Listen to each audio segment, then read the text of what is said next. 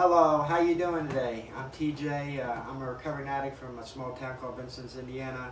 I'm starting a channel. It's called 812 Recovery. Um, my plan is to let people know about people who've struggled with addiction and how they've overcome. I started my recovery in 2017, and I actually started at a place called the Courage House, and a friend of mine named Michael actually got me in there, and I was in there. I went in November 15th, and I was in there for about a week, and I was in the office, and I heard Todd talking to someone, and he said, "Well, if you don't want to die, you need to come in today." And that person actually happened to be my friend Paul here, and I just wanted to, do some interviews and kind of some testimonies to let you know how people's lives are now and how it was before. And my first interviewee will be my friend Paul Burton. Hi, I'm Paul Burton. I'm a recovering addict. I'm originally from Bloomfield, Indiana, which is a small town. A graduating class of about 70 people. I grew up in a household that didn't use drugs and alcohol. My stepdad was an alcoholic when my mother first got with him, but he ended up becoming sober and stayed sober for about 20 years.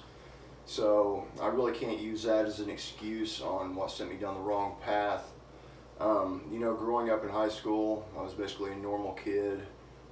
Played outside, went to school every day, got decent grades, played sports. It wasn't till about college that I really started experimenting with drugs and alcohol. Obviously I drank a little bit in high school, but I really started getting into the hard stuff in college. I first tried methamphetamine in Terre Haute, Indiana. It was anhydrous. Instantly I loved the effects of that. There it went from ecstasy, cocaine, LSD, basically anything you could think of. It started off recreational, of course. My story's not any different than anybody else's. And then it just progressed deeper and deeper. I dropped out of college, moved to several different towns and locations, ended up back in Bloomfield, Indiana, where I considered myself a functioning addict, although that probably wasn't the case. I did go to work and somewhat maintain, what I thought nobody knew. And eventually it just got worse. Lost my license, lost my job. Things really progressed off the deep end when my mother passed away of cancer. I remember going to visit her on her deathbed, high on meth, and one of her final words to me before she passed was, "What did I do wrong?" And that ate away at me forever. I used it as an excuse to continue using. My first attempt at recovery, I went to the Lighthouse Recovery Center, a Christian-based recovery in Washington, Indiana. An amazing place. I have nothing bad to say about it. I was there well over 9 months, I think about 12 or 13 months. Did really well there. But then, as I kind of drifted away from the church and the people, some of those people that I met there, we started hanging out beyond recovery and, getting high together and everything again. I knew I had a problem at that point. It wasn't denying I had a problem. I knew I needed help. It was either help or die. From there, I went to Terre Haute, Indiana, to Club Soda, which is also another amazing place. Did well there as well. While I was at these facilities, I excelled there. It was when I got out the problem arose. Ended up doing well for a while, had a great job. I worked at Gartland Foundry making really good money. Started dabbling around in methamphetamine and heroin again, and that in turn led me to where it was either I'm going to die or I got to get help. I tried calling several recovery centers that I'd already been to. Everywhere was full. It was actually the day before Thanksgiving when I called Todd Colehouse at the Courage House. And like CJ said, he said, "Get down there today." I couldn't make it down there that day, so I was there first thing tomorrow on Thanksgiving, which I definitely needed that Thanksgiving feast because I hadn't eaten and God knows when. You know, I met TJ there, and several other amazing people. The people take recovery very seriously in this town, and this was really the first town that I'd been in where everybody wasn't at meetings just to get a paper signed. You know, people actually took it seriously. And I went from the Courage House to the Lamb House, not because of a relapse or anything, it's because, you know, some things had went down. Todd had left the Courage House, everybody was kind of going their own ways, and that's where I met Pete Haskins. Went in there. Shortly afterwards, Marcia Bishop took over, who's another amazing person, and did well, finished there. Met my wife while there in Vincennes. We've been married, we've been together almost 3 years and married since the summer. We've bought a home, vehicles, things I never thought I could be able to do. You know, for one, I never thought I'd be able to get my license back, and now I'm driving a semi for Gray Wholesale, which is an amazing job, you know, a dream job, where I never thought I'd be able to work. And you know, currently working on my CDL and just trying to grow and progress. So I'm not going to go too much into my story of the past, because at this point that's irrelevant, because we all have the same story pretty much. I'm going to just kind of go in on what helps me stay sober today. I forgot to mention my prison bit that I had. One thing, I did 4 years in Branchville Correctional Facility. You know, with no one, basically all my friends had left. You know, I didn't have anybody sending money. I did haircuts and artwork to survive. And one thing that I did learn there, which I wouldn't trade for anything, is the importance of routine. You know, regardless of how mundane or boring it is. You know, we would get up, eat breakfast, stay up, do our classes, exercise, read, watch television. And, you know, I really learned to develop a routine instead of thinking that I had to be on the go all the time, doing something all the time, because that's the way my brain works. You know, it's a million miles a minute going in a million different directions, trying to do a million different things. So today I try to keep that routine, you know, get up, go to work. You know, I wouldn't say my life is exciting, but my life is blessed and it is great. But, you know, what works for me is getting up, going to work, coming home, going to the gym, spending time with my wife and family. Since I've been back here in Vincennes, Indiana, I've mended relationships with my daughter, who basically we didn't speak for many years.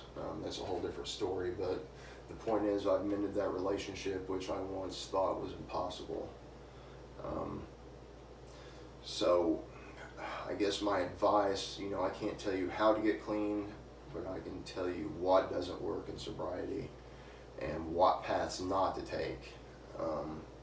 I think it's just important to find out what works for you, and, you know, find a passion, find a hobby. You know, one of my passions that me and TJ have discussed in the future is, you know, opening a recovery center. It's both a passion, you know, it may be a while down the road, but, you know, I believe God's going to make it happen.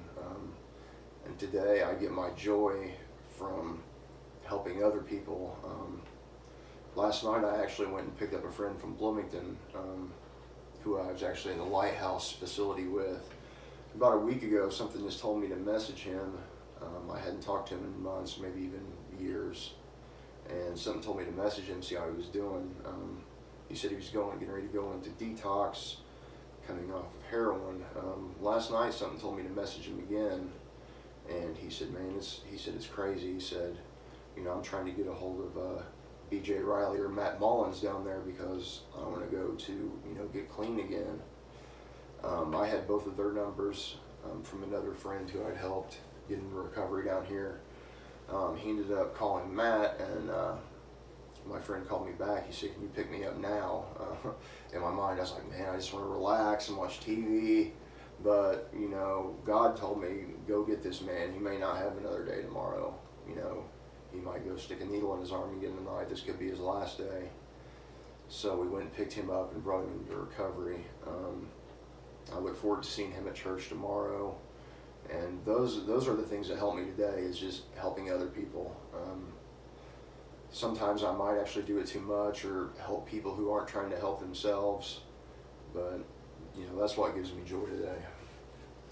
So you was talking about, you know, you went to Club Soda, right? You went to the Lighthouse and it didn't work, you know. What was different from those times than whenever you went to the Courage and then the Lamb? Well, I think it was just kind of a building block process. Each one of those places, you know, planted a seed, and I took information from each place. You know, it stuck every time, but it was when I had that freedom on my own that it didn't work out. So I think each one of those places was a building block, and this was the final stop, which is kind of strange because my daughter's here, and, you know, I went to college here, and I feel like my life has just went full circle and put me back to where I should have been the whole time. You know, those 20 years I should have been down here taking care of my daughter, and you know, he put me back to where I had that opportunity. Yeah, I agree. You know, the thing about the recovery around here, you know, is the brotherhood. You know, our friends, you know, Austin and BZ, and there's just so many of them, you know, and it works out beautifully, you know. And you know, who would have thought that? Remember, we was in the same room. You know, you was on top bunk and I was on top bunk, and I had you had Derek below you, and then I had Kyle Jones below me. You know, it's pretty amazing that 3 people out of the room made it. You know. Yeah. And you know, good things happen, man. But you do have to, you have to ultimately want it. You know, all that bull crap. You know, we can make excuses for anything, can't we, Paul? Absolutely. You know, and oftentimes, man, we have friends that went back out. I had a friend last week who passed away from an overdose. You know, it's no joke. I've never seen anyone, and have you seen anyone ever go back out and say, man, dope game's great, man, I'm gonna stay out here, you know? No, there is no success stories in the dope game. Everybody has the same story. You know, everybody's like, oh, I was out there balling, I was bringing this and this and this, but in reality, I've never seen that. You know, I made just enough money to, well, I really didn't want to eat. I made just enough money to keep getting high, and, you know, I was too paranoid to even sell the drug to anybody else, which ultimately was a good thing. And it is very unfortunate to watch somebody else go out. There's been a lot of people who I thought, you know, wouldn't go out, who have went out, and, you know, it's difficult when you're reaching out to them and you know that they've been to that peak before and they're stuck back in that valley, and, you know, they're not listening to reason, and it's very difficult. Alrighty, man. Well, hey, that's all I got for my first interviewee and my first episode. I'll be bringing you guys more, and you know, if you're out there, what would you be your advice to someone out there struggling who's hit rock bottom? Reach for help. Don't be afraid to reach out to somebody. Don't be afraid to be a bother. You know, you can reach out to me. You can reach out to TJ. Just reach out and take that first step, and, you know, admit that you have a problem before it's too late. Go to a meeting, man. Meeting makers make it. Make sure to like, subscribe, and share. We'll Yes, see you next time. absolutely. Have a good one, guys.